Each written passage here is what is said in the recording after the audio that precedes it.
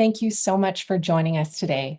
I'm Celina Yong. I'm an associate editor at JACC, and it is with great pleasure that I get to talk with Dr. Jacob Møller today, who is a cardiac intensivist from Copenhagen and is going to share his insights with us about this important study looking at the impact of age on outcomes among patients with cardiogenic shock treated with microaxial flow pump versus standard of care from the DanGer shock trial. We're thrilled to be able to publish this simultaneously in JACC with its presentation at AHA this weekend. Dr. Møller, thank you so much for taking the time to talk with us today, and congratulations to you and your co-authors for this important work. Thank you, and thank you for giving me this opportunity to tell a little bit about the study.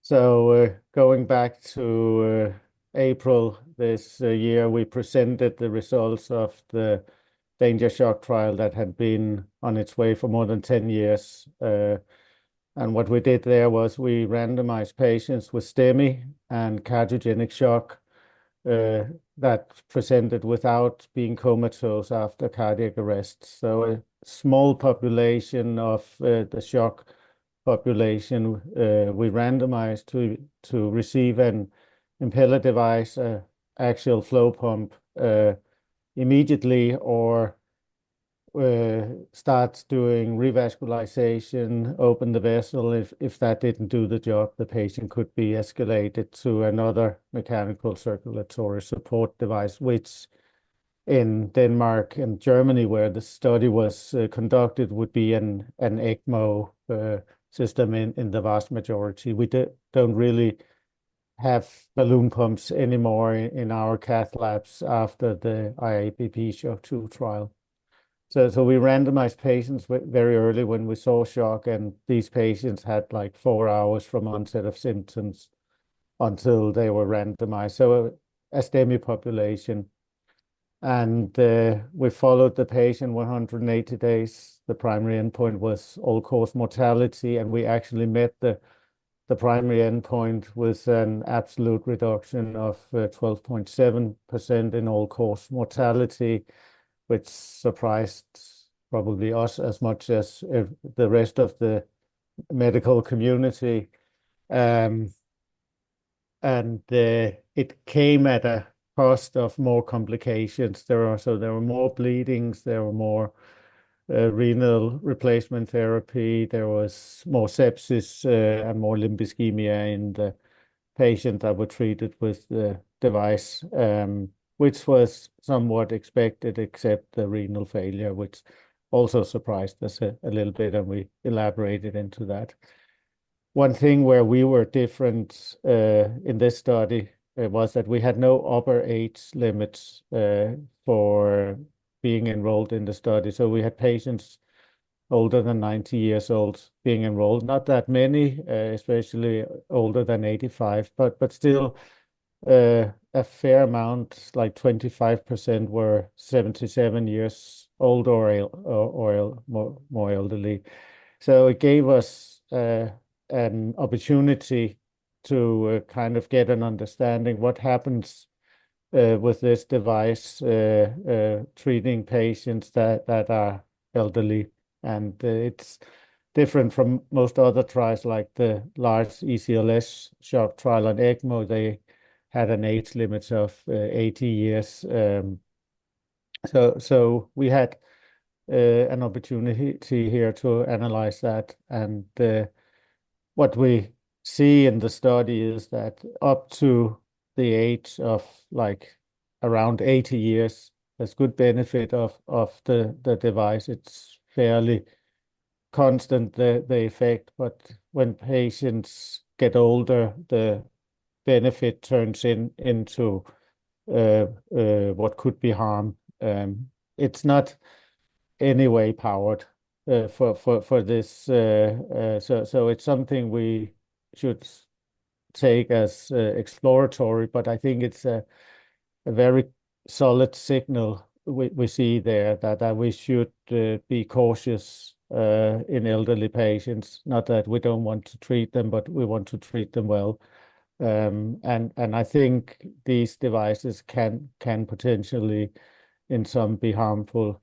At first, our thought was that this is because we create more complications, so the elderly would be more frail and maybe get more complications. It's not really what we see, and that can be due to competing risk, because they die really early, the oldest patients. So for me, it's something I can take home to my cath lab, my colleagues, and we are definitely going to be more restrictive. I don't think we're going to never use it in somebody over the age of 80, but we will be a little bit more cautious than we would be elsewhere. So I think it's one of the sub-studies for me that is important and has a very clear clinical message that can be translated into everyday practice.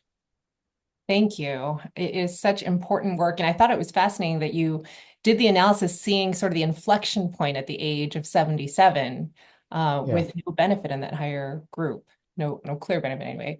I was wondering if you could speak a little bit about the baseline differences in the age quartiles, because you did see some differences in relating to timing relative to randomization, treatment relative to randomization. And I know you adjusted for those things, but it'd be great if you could highlight those.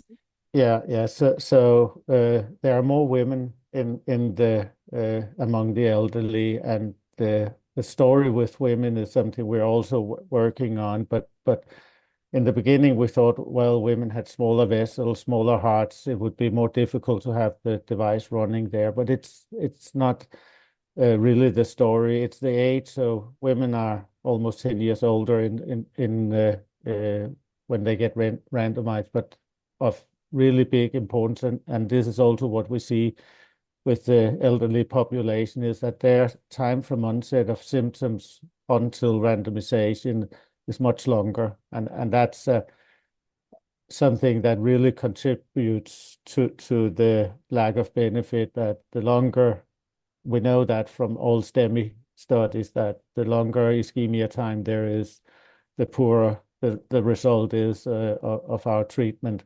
And they had a longer way into the hospital. So that can be a confounder.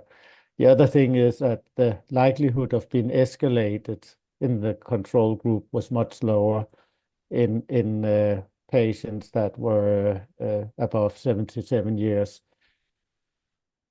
And something with the healthcare system.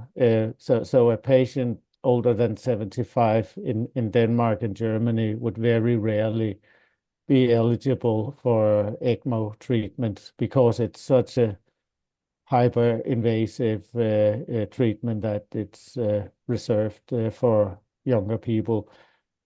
I'm not sure that that would have benefited our population, because we didn't see, if that was the case, we would have seen greater benefit of the actual flow pump actually in the oldest, because they were not escalated. So in my mind, it's not out of lack of escalation, the signal. So we see important differences. Their blood pressure were pretty much the same. Their lactate were pretty much the same. Their degree of multivessel disease was pretty much the same, but the other things were different, and they are important. Well, that last point about the escalation is also important for understanding the adverse events, because when you reported the rates of moderate to severe bleeding by age group, we kind of counterintuitively saw it higher in the youngest groups. Yeah. And they were much more escalated. So the youngest age group, that was the lowest quartile, was escalated in the control group in 40% of patients, and also quite frequently in the impeller group. And as soon as you especially combine these devices, we see a lot of bleeding. So the combination of like ECMO and impeller in a patient turned out to have 64% BARC 3 to 5 bleeds in the study. So it's really, there's a very, very strong association to the device and number of devices. So 0 devices has a bleeding rate of 6%, of going up to 64% when we combine it. So a lot of that would be the bleeding would be driven by that, and leg ischemia is the same because it's heavily influenced by the number of machines we put in.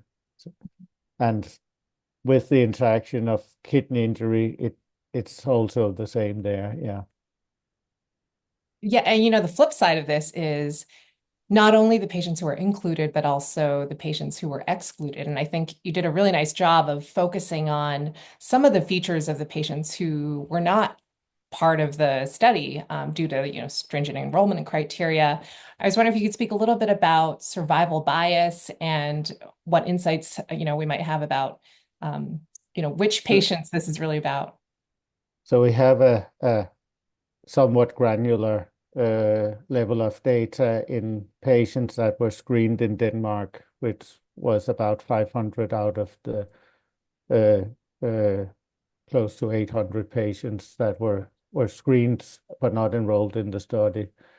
In Germany, we were not, for legal purposes, allowed to do this. But in Denmark, we have these registries where we could do it. So we have some knowledge of the patients. I'm sure that the patients that were screened and enrolled were a more healthy elderly population. So I think we cannot see it very clearly in our data, but there are some that are excluded due to frailty. But I'm sure there have been more that were never really evaluated for the study because they were just deemed too old and too frail. So there are selection here. I would it would be very puzzling if there was not. How do you integrate your thoughts about biologic age versus chronologic age? Yeah. And that's that was our thought when we chose not to have an age limit, because I personally think it's you can have a 60-year-old that is 80-year-olds on the inside and vice versa. But so that was our kind of philosophy. Why not to exclude elderly patients? Because if they were fit, it would be perfectly fine in my mind. I think we see a signal here that you can't run away from your age somehow. And I would still, in a very fit 82-year-old coming in, discuss it with my JACC team and evaluate the patient. But I would be more reluctant to do it. I think you can never have a fixed cutoff and say you can have it for a study, but you cannot have it for daily practice. That makes a lot of sense. Dr. Møller, thank you so much for your insights about the study and the important work that you and your entire team from DanGer Shock have done.